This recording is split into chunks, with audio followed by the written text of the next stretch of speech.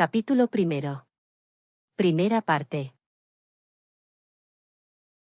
El gran templo de Tanai Agnoruk se construyó al final de la Era de los Malditos, fue una obra realizada poco a poco. Desde unos inicios humildes para terminar siendo el mayor templo de toda Yiut. Fragmento del libro, Vida de Agnoruk en Yiut. Autora, sacerdotisa Berlana. Sus dedos estaban en carne viva. El último esfuerzo había agotado las pocas fuerzas que le quedaban. Giró la cabeza y contempló el paisaje, al fondo valle nevado, en el horizonte los picos de las montañas de la bruma, custodiando todo el lugar de manera imponente pero siempre rindiendo pleitesía al gran emperador del norte. Un enorme pico de granito que sobresalía de manera casi antinatural sobre todos sus hermanos de roca. Agnoruk volvió a observar cómo la gran montaña vigilaba detenidamente sus pasos, juzgándole con cierta severidad y eso que el semiorco no estaba escalando sus faldas.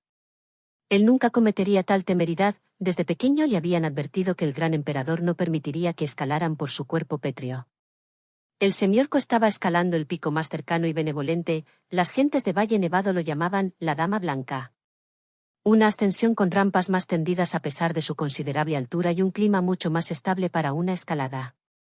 Pero tampoco era un paseo, la gravilla y piedras que abundaban en su lecho eran unos obstáculos que le complicaban mucho la ascensión, ya era la cuarta vez en lo que llevaba de ascensión que patinaba ladera abajo y solo sus fuertes manos impedían que se despeñara. Suspiró un momento, quizás no había preparado del todo bien su plan, un pico le hubiera sido de gran ayuda en este momento, en vez de confiarlo todo a su fuerza bruta. Para colmo de males las cuerdas le estaban dejando marcas en la espalda igual que la pesada roca que portaba.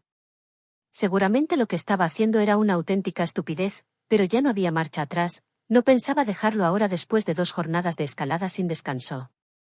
Se centró en la meta, una planicie situada a 200 metros de la cumbre que llamaban el Mirador de la Dama, con decisión avanzó con paso firme y constante a pesar del dolor, dejó la mente en blanco y se concentró en que cada paso fuera seguro, aún así, los últimos metros fueron una tortura para todo su cuerpo, pero aguantó con entereza, logrando llegar a su destino. Exhausto el semiorco dejó caer al fin la enorme piedra.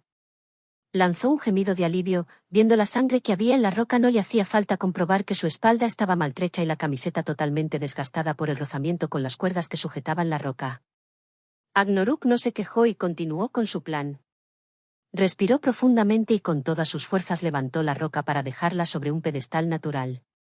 Que el semiorco unas semanas atrás había cincelado para que la roca tuviera una posición más estable.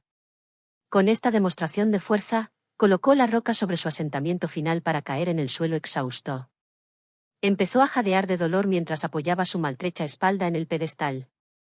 Cuando levantó la cabeza allí estaba la piedra colocada justo enfrente del gran emperador, que parecía sonreír complacido, la piedra tenía una forma cúbica, la superficie no estaba pulida. Eso sí, en la cara del cubo opuesta a la gran montaña había tallado un símbolo sencillo, un círculo con 3 círculos más pequeños en su interior formando un triángulo equilátero. El símbolo era igual que su tatuaje, indicaba que pertenecía a la tribu de los Urkous blancos, aunque nunca se hubiera criado con ellos. La locura de subir una piedra de tal tamaño hasta el mirador se le ocurrió la primera vez que ascendió hasta la zona. Al ver que había una especie de saliente en forma de pedestal, tuvo el pálpito que a lo mejor significaba que algo quería que allí encima se colocara una especie de altar. Como la verdad pocas cosas tenía que hacer durante el invierno, se dedicó a cincelar y moldear el trozo de piedra para hacer más o menos una forma de un cubo y cincelar el símbolo de los Sinerfti, o Urkous blancos. Después de un buen descanso, tomó asiento justo delante del cubo de piedra que se colocaba enfrente del gran emperador. Agnoruk puso encima del bloque de piedra 3 parejas de colmillos que al entrar en contacto con los primeros rayos del sol se disolvieron en cenizas, las cuales se llevó el viento en dirección al gran emperador.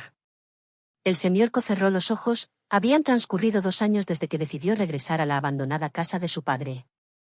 Vivía de manera solitaria, muy pocas interacciones tenía con los habitantes de Valle Nevado, salvo cuando bajaba por provisiones a cambio de algunas pieles y ahorros. Entonces saludaba a viejos conocidos, pasaba la tarde en la taberna para escuchar las noticias que por allí se contaban.